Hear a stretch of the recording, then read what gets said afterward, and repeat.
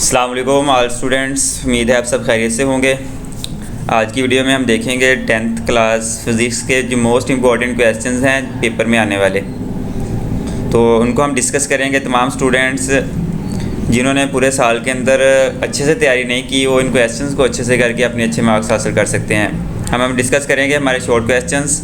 First है हमारे पास define restoring force, define damped oscillation, define wave with example, define ripple tank, prove V equal है F lambda, define diffraction and refraction, define time period and frequency with its units, define the law of reflection of light, define spherical mirror, define concave and convex mirror, define principal axis and principal focus, define Snell's law, define lenses and its types, define simple and compound microscope।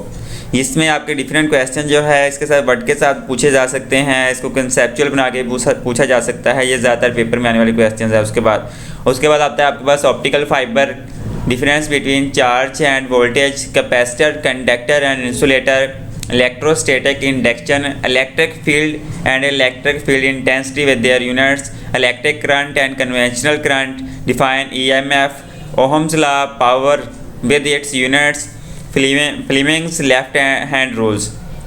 उसके बाद define electromagnetic induction and mutual induction, define Faraday's law of induction, difference between generator and motor, define resistance, define thermonic emission, define truth table, define digital quantities. ये ऐसे questions हैं जो paper में जिनके 80% plus chances आने के हैं। इन questions को आपने बिल्कुल स्किप नहीं करना और अच्छे से प्रिपेयर करना है।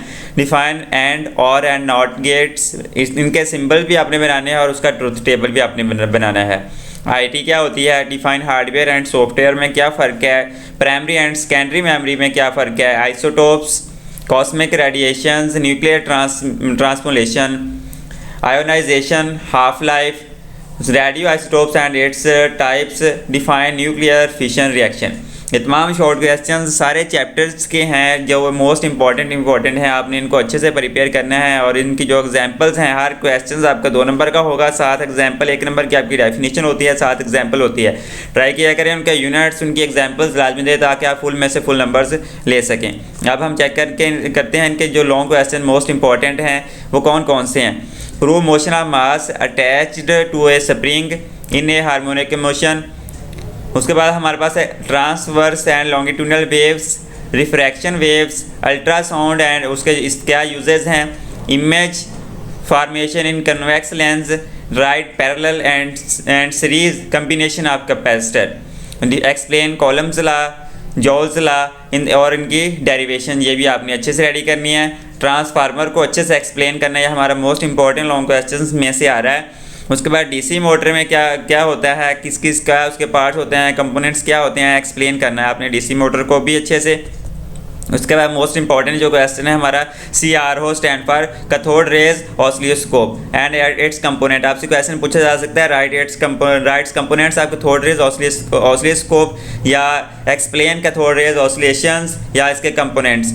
What is an electron can explain process of thermionic emission, explain word process and data management, explain atom and atomic nuclear structure, explain uses of isotopes. ये हमारे पास मोस्ट लॉन्ग क्वेश्चंस हैं जो हमारे ऑल चैप्टर्स के अंदर से हैं। इनको आपने बिल्कुल भी स्किप नहीं करना और 80% प्लस चांसेस, इसमें से 90% जो प्लस के चांसेस हैं मोस्ट इंपॉर्टेंट जो हमने इसको इधर मार्क्स किए हैं, आपने इसको अच्छे से रेडी करना है। इसके अंदर से कोई चीज़ आपकी स्किप नहीं होनी चाहिए। अब हम देखेंगे हमारे चैप्टर्स के अंदर से जो लॉन्ग क्वेश्चन न्यूमेरिकल्स हैं वो हमारे पास चैप्टर नंबर 10 के अंदर से 10.1, 10.2, 10.5, 10.9, 10.10। चैप्टर नंबर 11 के अंदर से हमारे पास 11.2, 11.3, 11.4, 11.9 आ जाएगा।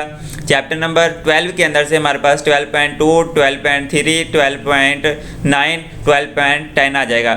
चैप्टर नंबर 13 के अंदर से 13.2, 13.3, 13.6, 13.7, 13.8 आ जाएगा।